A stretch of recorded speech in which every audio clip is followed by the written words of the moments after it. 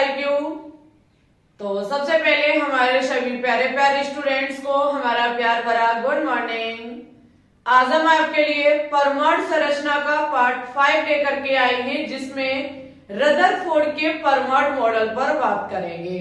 पिछली क्लास में आपने थॉमसन का परमाणु मॉडल देखा था। आज की क्लास में आप रदरफोर्ड का परमाणु मॉडल देखेंगे, जिसमें रदरफोर्ड भाई साहब ने किस प्रयोग से अपना परमाणु मॉडल दिया, इसके निष्कर्ष क्या थे और इसकी मॉडल की कमियां क्या थी, सभी चीजें हम आपको डिटेल से पढ़ाएंगे।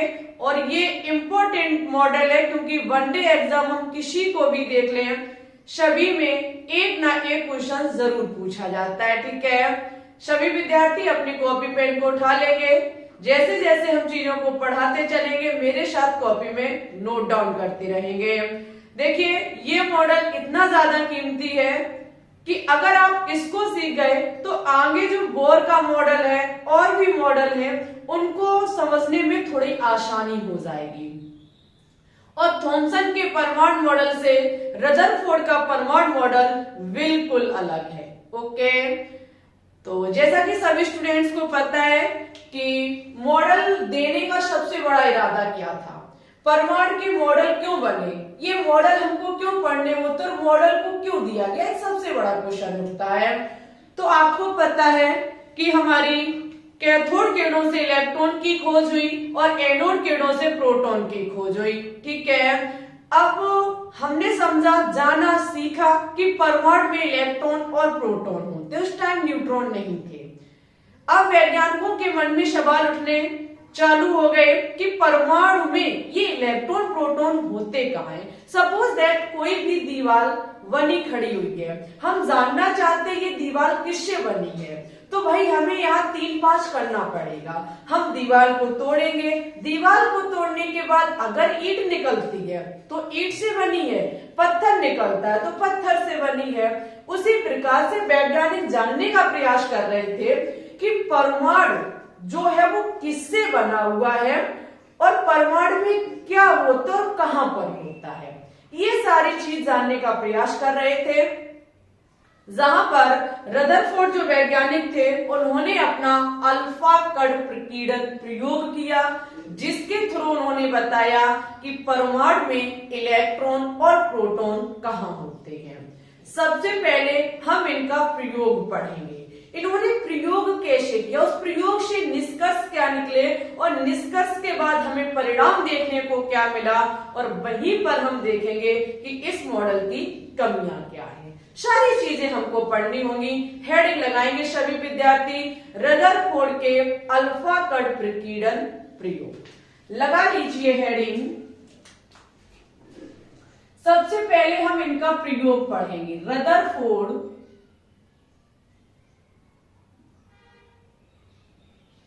का अल्फा कण प्रकीर्णन प्रयोग।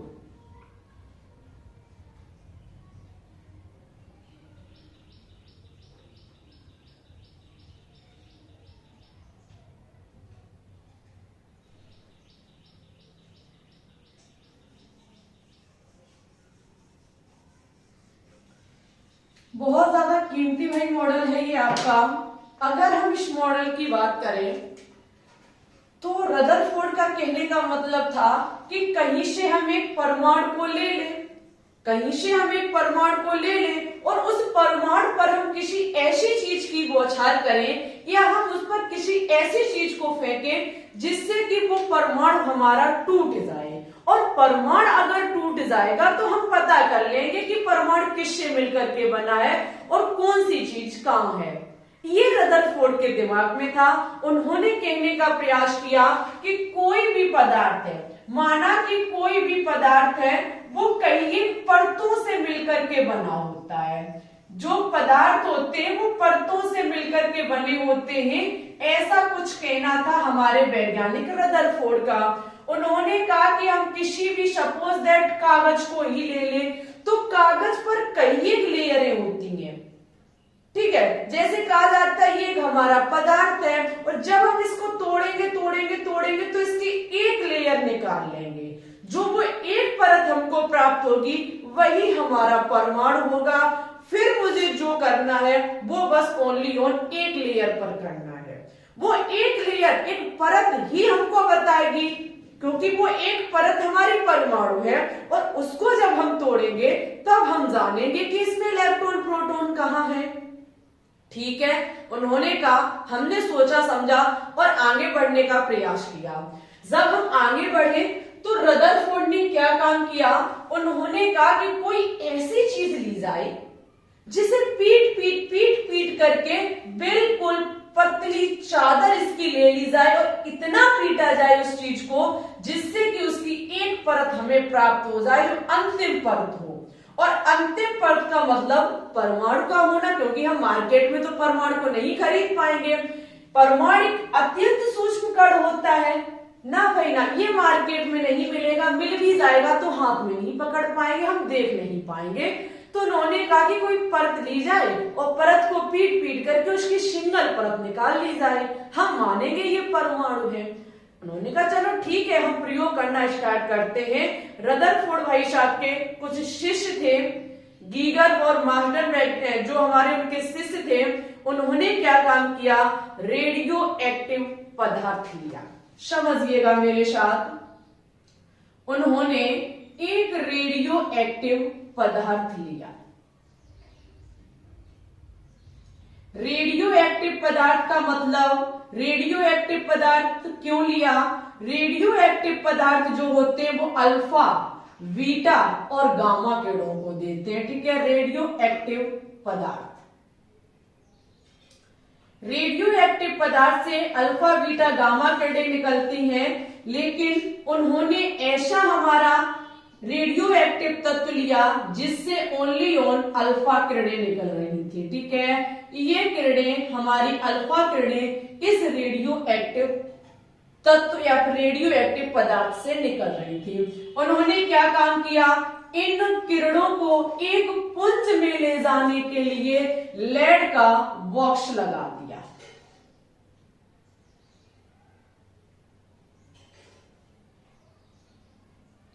बहुत अच्छा काम किया वैज्ञानिक ने। उन्होंने क्या काम किया, एक पीबी यानी कि लेड का बॉक्स लगा दिया। लेड का बॉक्स क्यों लगाया, क्योंकि लेड के बॉक्स से अब हमारी किरणें इधर उधर नहीं जाएंगी, सीधी जाएंगी। इसी के साथ आगे कुछ ना होने की वजह से इन्होंने 2 स्लाइड लगा दी। ये सीमेंट की बनी स्लाइडें थी।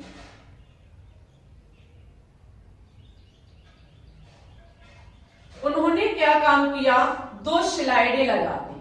ठीक है, आगे उन्होंने 2 सीमेंट की स्लाइडें लगा दी जिससे कि हमारी किरणें इधर उधर ना जाएं, सीधी ही गमन करें।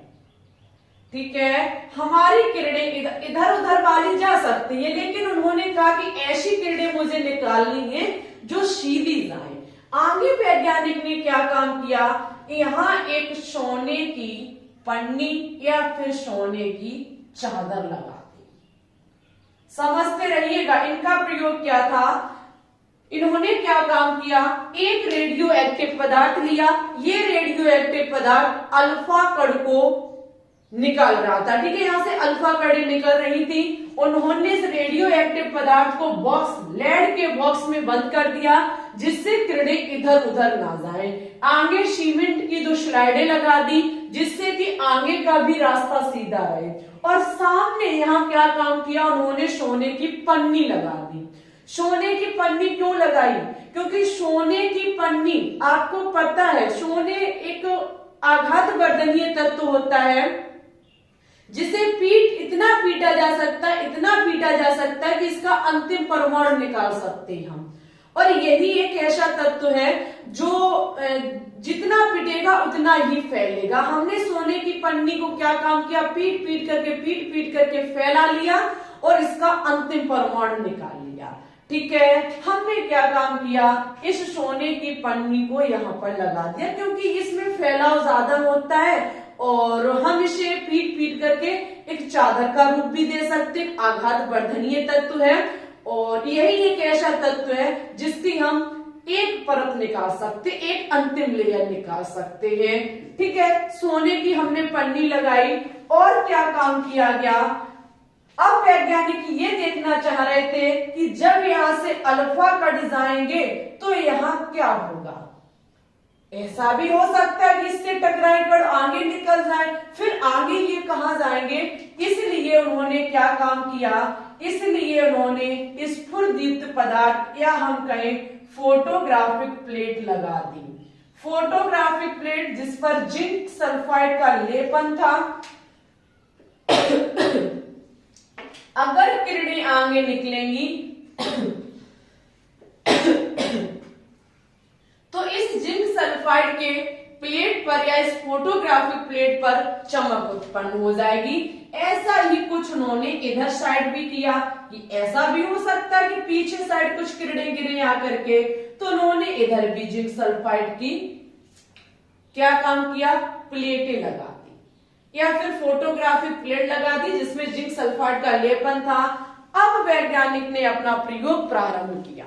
रदरफोर्ड भाई साहब का प्रयोग अल्फा कण प्रकीर्णन प्रारंभ हुआ, जहां से इस रेडियो एक्टिव पदार्थ से अल्फा कण निकलते हैं। समझिएगा, इस अल्फा कण का मतलब होता है पॉजिटिव। अल्फा कण याद रखना, अल्फा कण जो होते हैं वो पॉजिटिव होते हैं। ठीक है, जो हीलियम के नाभिक के समान He2+ अल्फा कण होते हैं हमारे।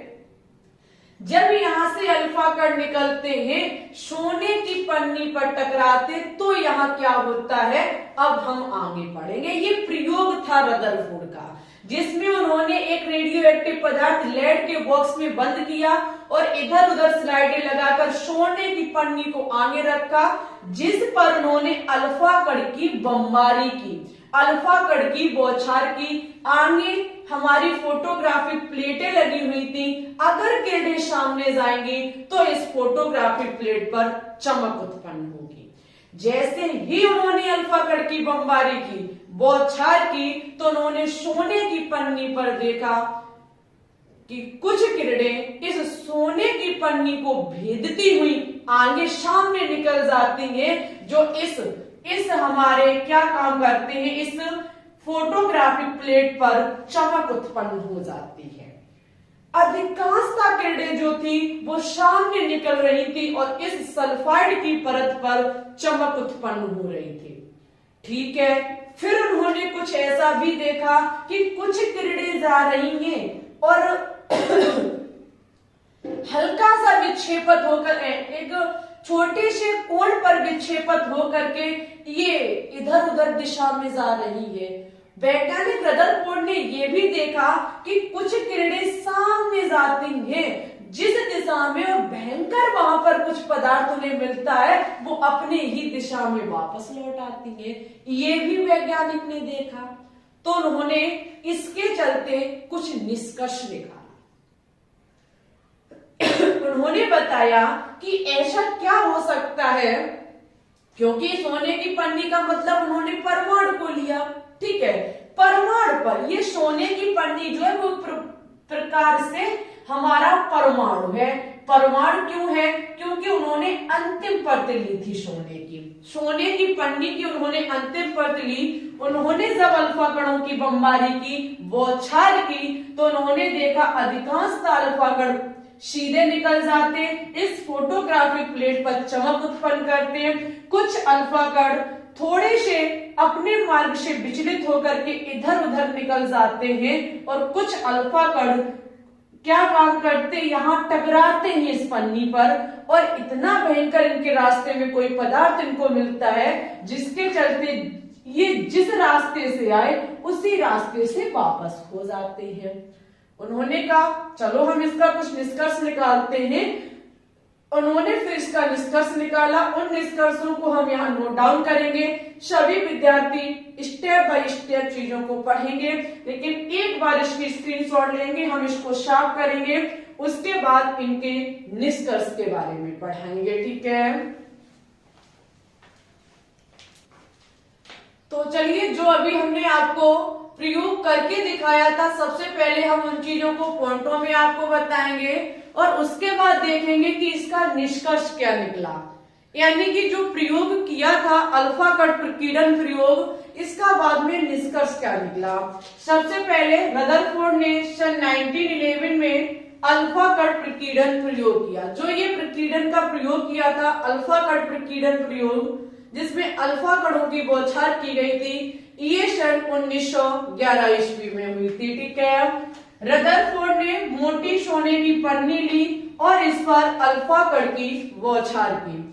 रदरफोर्ड ने क्या काम किया, एक मोटी सोने की पन्नी ली जो कि अंतिम परमाणु था और उस पर अल्फा कणों की बमबारी की। अल्फा कण आपके positive helium He2+, helium He2+, यानी कि जब वो हीलियम के 2 इलेक्ट्रॉन निकल जाते हैं तो He2+ हो जाता है हमारा, तो He2+ ही हमारा एक प्रकार से अल्फा कण होता है। तो हम कह सकते हैं कि अल्फा कण जो होते हैं वो हमारे पॉजिटिव यानी कि धनावेशित कण होते हैं। अधिकांश अल्फा कण लगभग 99% पन्नी को भेद करके बिना विक्षेपित हुए आर पार निकल जाते हैं। रदरफोर्ड ने क्या देखा कि अधिकांश अल्फा कण, उसमें भी 100% का 99% अल्फा कण ऐसे थे जो ना इधर विक्षेपित होते ना इधर विक्षेपित होते, सीधे निकल जाते हैं और सीधे निकल के उस पन्नी को भेद करके आर पार हो जाते और पीछे लगे स्फुरदीप्त पदार्थ या हम कहें फोटोग्राफी प्लेट पर चमक उत्पन्न करते। उन्होंने ये भी देखा कि कुछ अल्फा कण कम कोण पर विक्षेपित होते, कुछ अल्फा कण ऐसे भी थे जो थोड़े से कोण पर विक्षेपित होकर के निकल गए। ठीक है, आगे उन्होंने देखा कि बहुत ही कम अल्फा कण, लगभग 20,000 कणों में से कोई एक कण, समझिएगा कहीं एक बुक में 8,000, कहीं एक में 10,000, कहीं 12,000 दिए गए हैं और लिमिट में देखा जाए तो 20,000।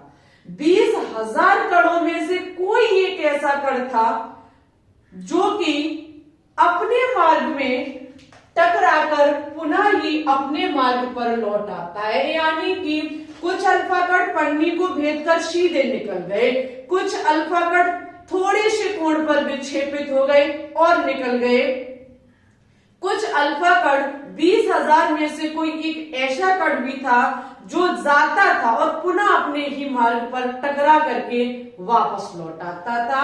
बहुत ही कम अल्फा कण, लगभग 20,000 कणों में से एक कण थे जो कि टकराकर पुनः अपने ही मार्ग पर लौट आए।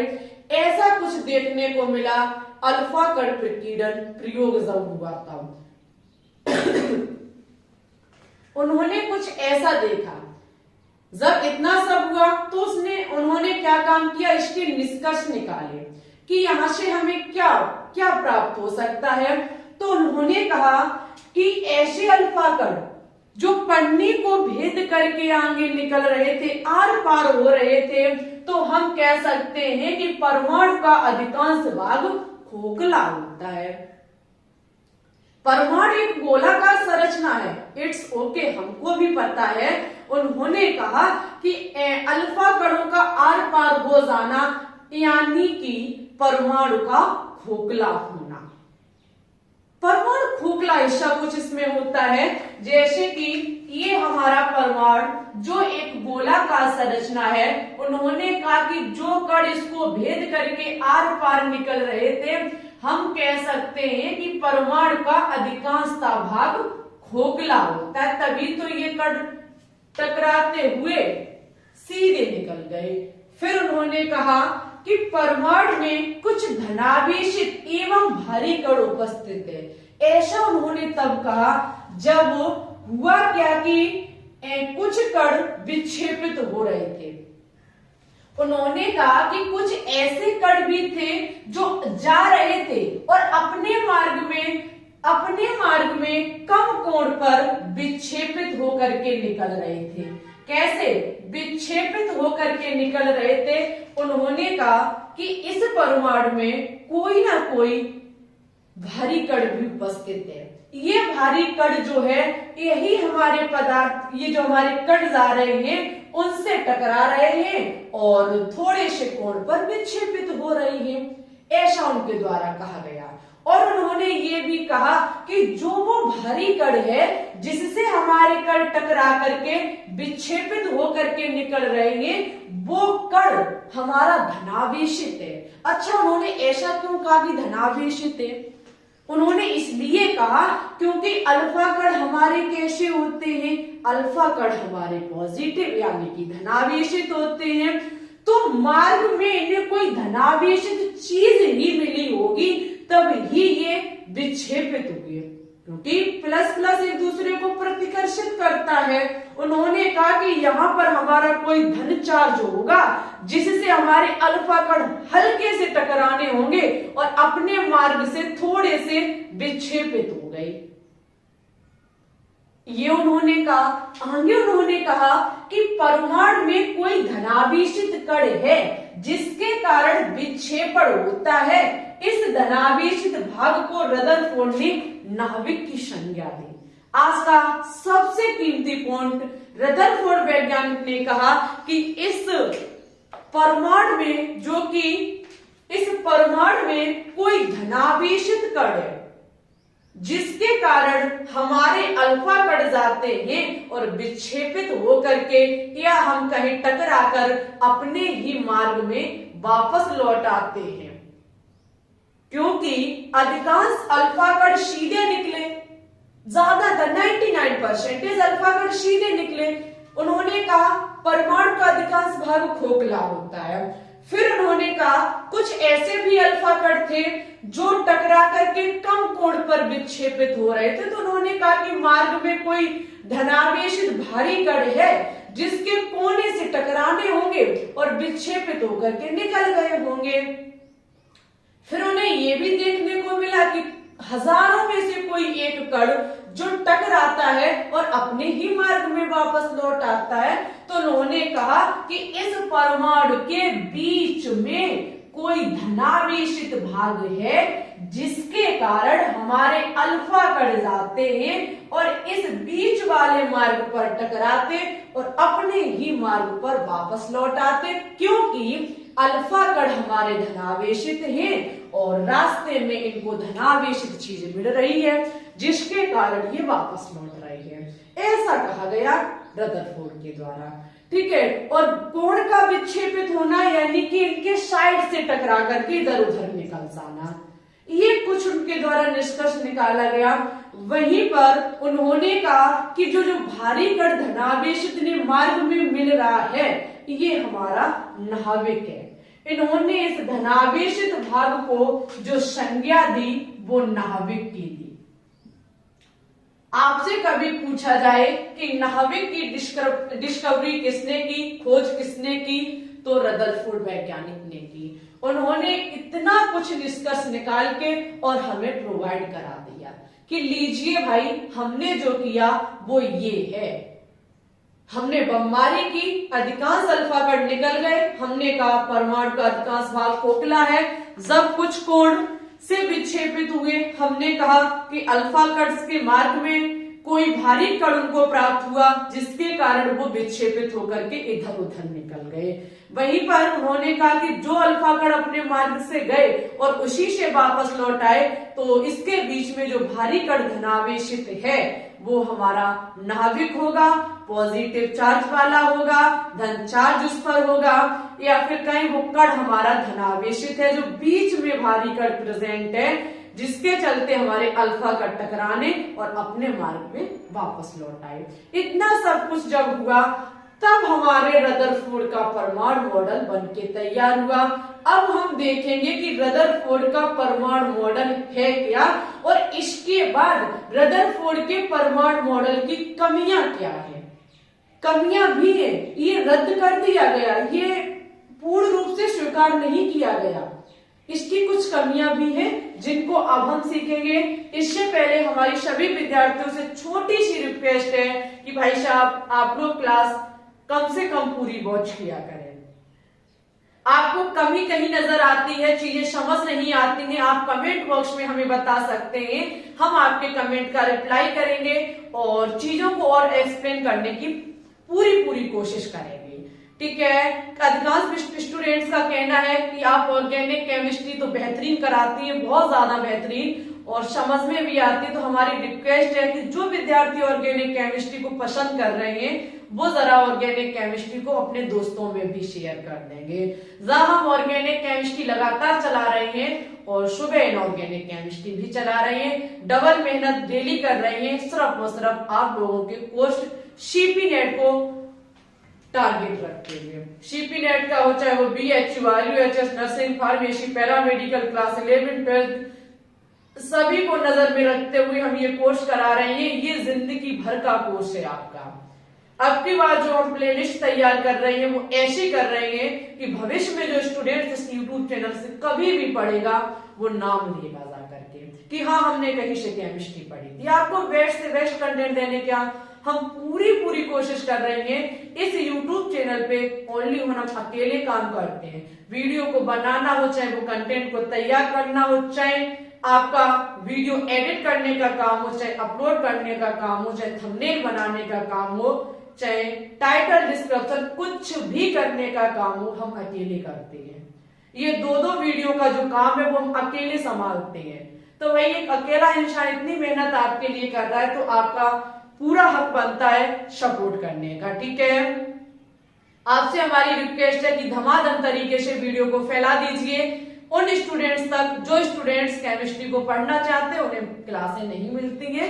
इसी के साथ हम आगे बढ़ेंगे, रदरफोर्ड के परमाणु मॉडल को अब देखेंगे। अभी अल्फा कट प्रकीर्णन प्रयोग था रदरफोर्ड का, निष्कर्ष निकला। अब इनका मॉडल क्या कहता है, इन चीजों को हम देखेंगे। ठीक है, एक बार सभी विद्यार्थी इसकी स्क्रीनशॉट ले लेंगे। अब हम देखेंगे कि अल्फा कट प्रकीर्णन के माध्यम से रदरफोर्ड ने अपना मॉडल कैसे प्रस्तुत किया और रदरफोर्ड के मॉडल की क्या कमियां थी। सबसे पहले इनके मॉडल के इंपॉर्टेंट पॉइंट पर हम बहुत ज्यादा फोकस करने वाले हैं, वहीं पर इंपॉर्टेंट है इसकी कमी क्या थी। देखेंगे, लिखा हुआ है कि परमाणु अति सूक्ष्म गोलाकार कोमा विद्युत उदासीन कण है। परमाणु गोलाकार होता है, ये थॉमसन के ही परमाणु मॉडल में तय हो चुका था। वहीं पर ये भी क्लियर हो चुका था कि विद्युत रूप से ये उदासीन होता है। ठीक है, परमाणु जो होता है, एटम जो होता है, वो उदासीन प्रकृति का होता है, ये बात तो पहले ही तय हो चुकी है। परमाणु का समस्त द्रव्यमान नाभिक के द्रव्यमान में निहित होता है। दुनिया का सबसे इंपॉर्टेंट पॉइंट किसके लिए, रदरफोर्ड के परमाणु मॉडल के लिए। रदरफोर्ड का परमाणु मॉडल जब प्रस्तुत किया गया था तो उस टाइम ओनली ऑन इलेक्ट्रॉन थे और हमारे प्रोटॉन थे। इलेक्ट्रॉन और प्रोटॉन को लेकर के ही बहस छिड़ी हुई थी कि इलेक्ट्रॉन कहां होगा, प्रोटॉन कहां होगा। तो रदरफोर्ड का कहने का मतलब था कि जो परमाणु का समस्त द्रव्यमान होता है वो परमाणु के नाभिक में होता है। कैसे, आपको पता है कि अगर हम परमाणु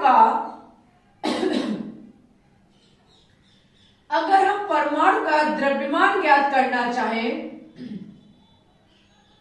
तो परमाणु का द्रव्यमान क्या होगा, इलेक्ट्रॉन का द्रव्यमान प्लस प्रोटॉन का द्रव्यमान, क्योंकि परमाणु जो है वो इलेक्ट्रॉन से मिलकर के बना है और प्रोटॉन से मिलकर के बना। उस टाइम वर्षों तक न्यूट्रॉन का कोई भी अता पता नहीं था।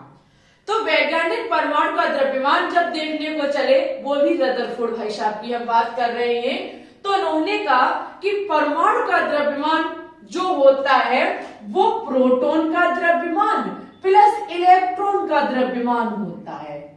ठीक है, फिर आपको एक बात हम बता दें कि प्रोटॉन का द्रव्यमान इलेक्ट्रॉन के द्रव्यमान का कई गुना ज्यादा होता है। प्रोटॉन का द्रव्यमान इलेक्ट्रॉन की अपेक्षा 1837 गुना ज्यादा होता है, बहुत ज्यादा। जब इतना ज्यादा है तो हम प्रोटॉन का द्रव्यमान लेंगे और इलेक्ट्रॉन का द्रव्यमान इसकी अपेक्षा नगण्य मान लेंगे। है ही नहीं बिल्कुल।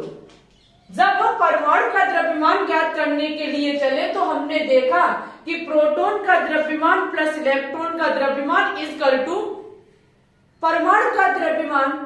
लेकिन अगर हम इलेक्ट्रॉन के द्रव्यमान की बात करें तो वो प्रोटॉन की अपेक्षा बहुत ज्यादा कम होता है। बहुत ज्यादा कम होने का मतलब हम प्रोटॉन के द्रव्यमान की अपेक्षा इसको नगण्य मान लेंगे। जब ऐसा है तो परमाणु का द्रव्यमान किसके बराबर हो गया? प्रोटॉन के द्रव्यमान के बराबर। ऐसा कहा गया कि परमाणु का द्रव्यमान प्रोटॉन के द्रव्यमान के बराबर हो जाता है। और ये पीछे ही तय हो चुका था कि परमाणु का समस्त धनावेशित भाग जो होता है वो हमारा नाभिक कहलाता है। परमाणु का समस्त धनावेश जो होता है वो उसके नाभिक में होता है, जिन्हें प्रोटॉन कहा जाता है। अब समझिए डियर स्टूडेंट्स, प्रोटॉन कहाँ होते हैं? नाभिक में। कहाँ होते हैं? नाभिक में। और परमाणु का द्रव्यमान किसके बराबर है? प्रोटॉन के द्रव्यमान के बराबर। तो परमाणु का टोटल द्रव्यमान कहाँ होगा? आपका नाभिक में होगा। ठीक है, समझ गए।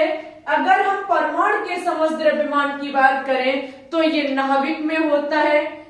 ठीक है, परमाणु का केंद्र धनावेशित होता है। अगर हम परमाणु के द्रव्यमान की बात करें तो ये नाभिक में है। और नाभिक भाग जो होता है वो हमारा धनावेशित होता है। क्यों? क्योंकि नाभिक में हमारे प्रोटॉन होते हैं।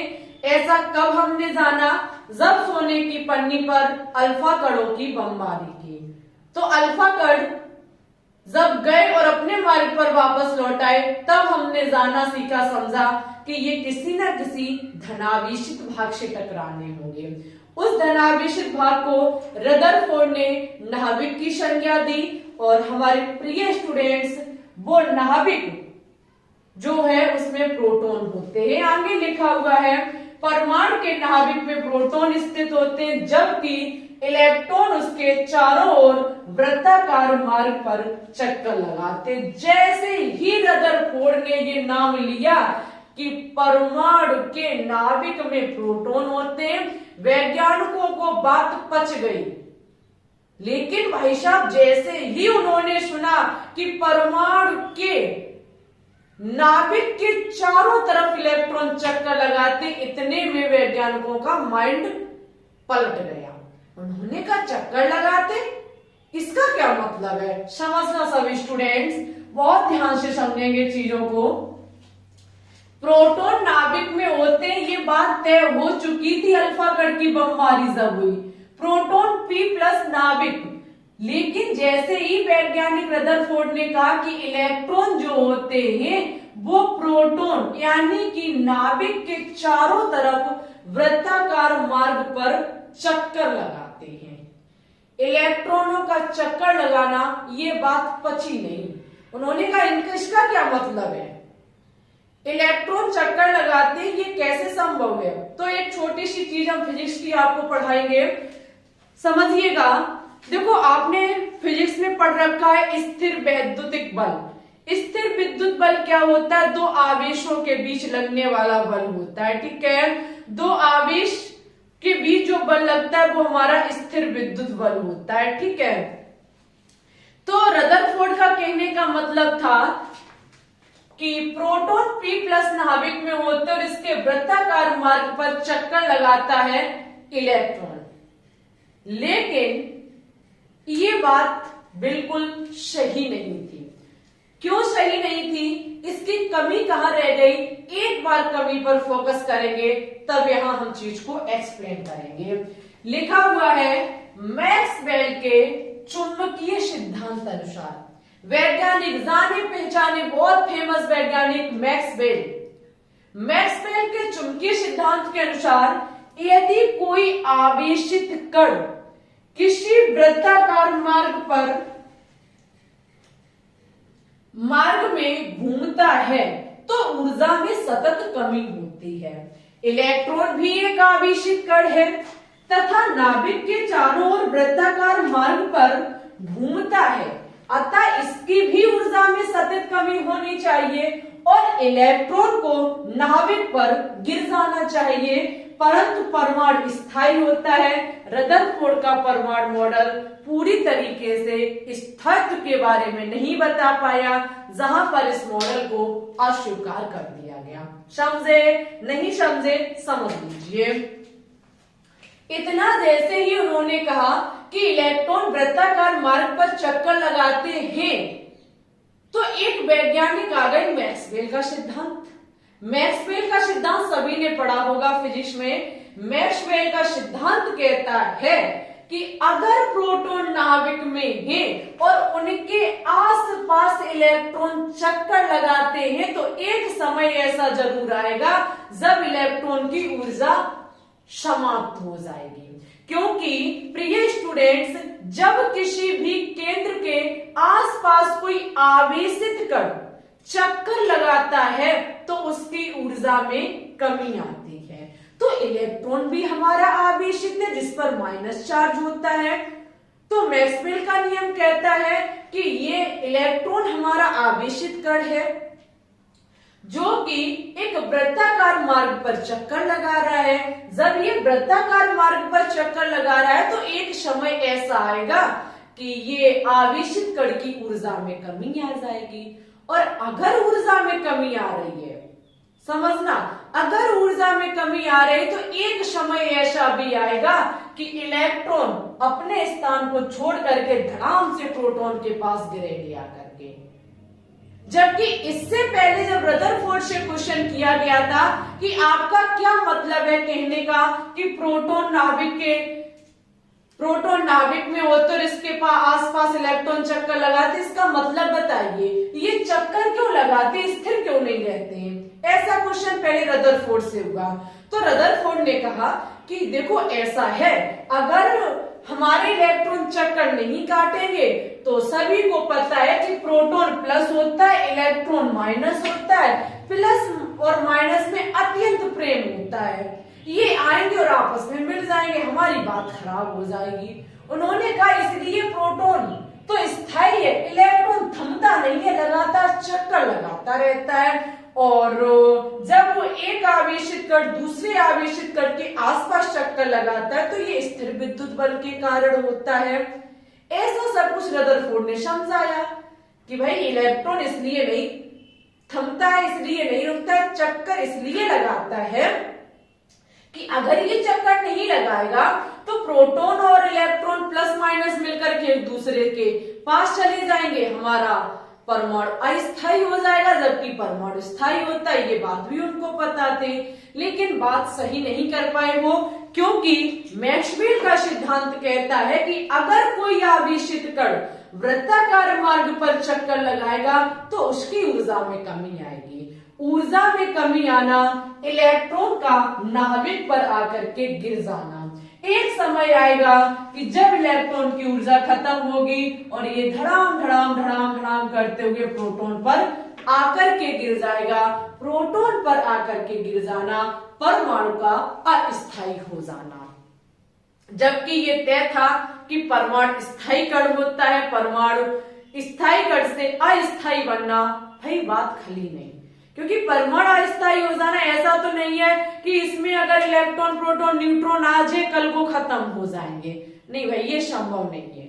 ठीक है, जहां से ये पूर्ण तरीके से इसकी स्टेबिलिटी के बारे में नहीं बता पाए, ये पूर्ण तरीके से स्थायित्व की व्याख्या नहीं कर सके, जिसके कारण रदरफोर्ड का नाभिकीय मॉडल अस्वीकार कर दिया गया और ये इसकी कुछ मेन कमी भी रही। ठीक है, ये इसकी मेन कमी थी। प्यारे स्टूडेंट्स, यहीं पर हमारा रदरफोर्ड का परमाणु मॉडल खत्म होता है। कल की क्लास में हम आपको बोर का परमाणु मॉडल पढ़ाएंगे जो कि सबसे ज्यादा इंपॉर्टेंट होगा। ठीक है, और इसी के साथ हम क्लास से विदा लेंगे, लेकिन उससे पहले सभी स्टूडेंट्स हमको कमेंट बॉक्स में कमेंट करके बताएंगे कि आपको क्लास कैसी लगी। और संडे स्पेशल दोपहर 2 बजे आपके लिए पूरे हफ्ते के जो भी टॉपिक हमने कराई उसे मॉक टेस्ट लिया जाएगा, जिसमें आपका हाइड्रोकार्बन से एल्कीन और एल्काइन होगा। और यहाँ से अगर हम परमाणु संरचना की बात करें तो हमने जो भी कराया, जैसे मॉडल से क्वेश्चंस बनेंगे आपके, ठीक है। अगर हम क्वांटम संख्या, अभी हमारे पास फ्राइडे और सैटरडे 2 दिन है, क्वांटम संख्या अगर हमने करा दी तो क्वांटम संख्या का भी टेस्ट लेंगे। ओके, इसी के साथ हम चलते हैं। अपना ख्याल रखना, अच्छे से पढ़ते रहना। आपसे हमारी छोटी सी रिक्वेस्ट है कि वीडियो को यदि आपने लाइक ना किया हो तो लाइक कर दें, अपने दोस्तों के साथ वीडियो को शेयर ना किया हो तो शेयर कर दें, चैनल पे न्यू है तो चैनल को भी सब्सक्राइब कर लें, ठीक है। मिलते हैं नई क्लास में नए टॉपिक के साथ, तब तक के लिए बाय बाय। लेकिन पढ़ते रहना, ओके, आगे बढ़ते रहना, अपनी ऊंचाइयों को छू करके ही रहना। ओके, सभी विद्यार्थियों को ऑल द बेस्ट।